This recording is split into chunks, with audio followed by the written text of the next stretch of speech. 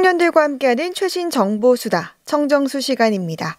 오늘은 한동대학교 언론어스 최선우 학생과 함께합니다. 안녕하세요. 네, 안녕하세요. 한동대학교 최선우입니다. 네, 오늘은 새로운 건강관리법에 대해서 이야기 준비했다고요? 네, 맞습니다. 새로운 해를 맞이하며 많은 분들이 새로운 마음가짐으로 이제 운동을 시작해야지라는 생각을 가지고 계실 것 같아요. 네. 하지만 다이어트나 건강관리를 생각하면 막막하고 아찔해하시는 분들이 많으실 것 같은데요.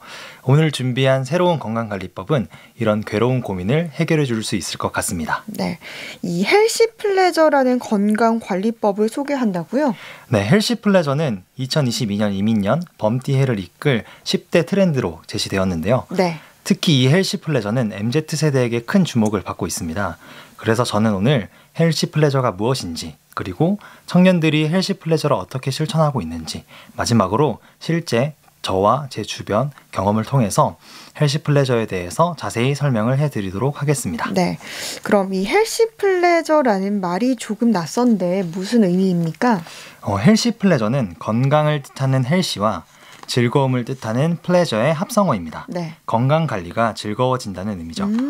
과거의 건강관리는 쾌락을 절제하거나 포기하는 방식이 주가 되었습니다. 네. 먹고 싶은 것을 참고 독하게 운동을 했어야 했는데요. 네. 하지만 이제는 건강관리에도 즐거움을 부여해서 지속 가능한 건강관리를 추구하려고 합니다. 네. 그래서 어다행다라는 신조어도 생겨났는데요. 네. 이는 헬시플레저를 대표하는 말이 되었습니다. 네, 이 어다행다라는 말도 낯선데 이건 어떤 말을 줄인 거죠?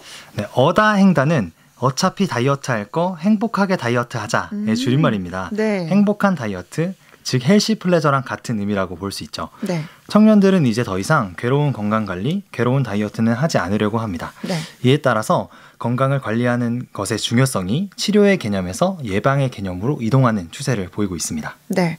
그렇다면 헬시플레저가 2022년에 트렌드가 된 이유가 있을까요? 헬시플레저가 인기를 끌게 된 이유는 여러 가지가 있는데요. 네. 그중에서도 가장 큰 이유는 아무래도 코로나19 팬데믹 상황 때문입니다. 네. 코로나로 인해서 건강과 보건에 대한 중요성이 대두되었잖아요. 그러다 보니 자연스럽게 사람들은 건강과 질병에 대한 관심이 높아졌고, 네. 이에 따라 어떻게 하면 건강해질 수 있을까에 대한 고민이 깊어졌습니다. 네. 이것이 건강관리를 실천하는 것으로까지 이어지게 되었고, 이를 자기관리의 영역으로 인식하게 되면서 즐겁게 운동을 하자는 헬시플레저 바람이 분 것이죠. 또한 MZ세대의 성향이 헬시플레저 성장의 기폭제가 되었는데요. 네. MZ세대는 재미를 추구하고 자기 자신에 대한 관심도가 높다는 특징이 있잖아요. 네. 이러한 성향 때문에 건강관리 역시 게임을 하듯 흥미를 느끼게 하는 거예요. 네.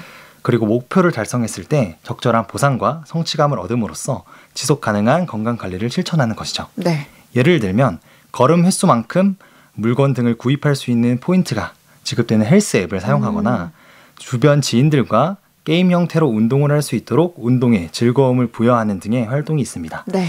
추가적으로 MZ세대 사이에서 정착된 SNS 인증샷 문화도 헬시플레저의 인기 요소가 됩니다. 네. 자신의 운동 기록을 인증함으로써 타인에게 인정을 받고 성취감을 느끼기 때문인데요. 네. 코로나 팬데믹과 MZ세대의 성향, 이 두 가지 요인이 결합되어 헬시플레저는 이제 젊은 층에서부터 점차 다른 세대로까지 영역이 확대되어가는 하나의 트렌드가 되고 있습니다. 네. 그래서 2022년의 트렌드로 자리 잡을 수 있었는데 그렇다면 헬시플레저의 실천 방법은 어떻게 되나요? 네, 헬시플레저의 실천 방법으로는 크게 세 가지가 있습니다.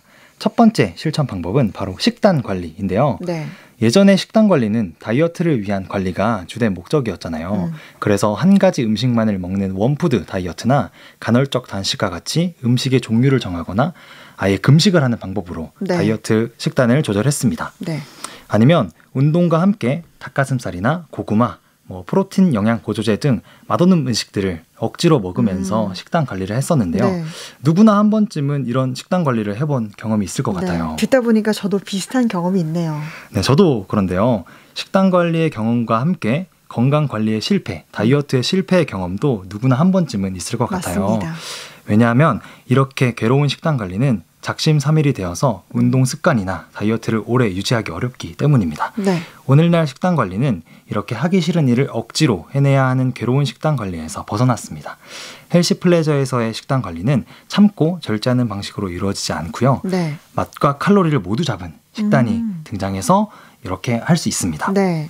닭가슴살로 만든 만두나 곤약 떡볶이, 두부면 파스타 등 칼로리는 낮으면서 맛있는 음식을 즐기는 형태로 식단이 변화하고 있고요. 네. 영양제 또한 젤리 형태로 판매를 하고 영양 보조제인 프로틴에도 초콜릿이나 딸기맛 등을 첨가하는 식으로 변화하고 있습니다. 네. 실제로 제로 칼로리나 무염 등 당과 나트륨, 지방 같은 특정 성분을 빼거나 줄인 로우푸드의 인기가 꾸준히 증가하고 있습니다. 네.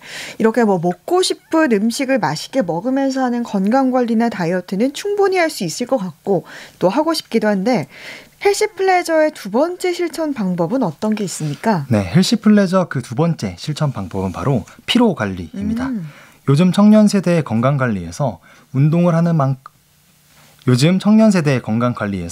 운동을 하는 것만큼이나 중요한 것이 있는데요. 네. 바로 잘 쉬는 법입니다.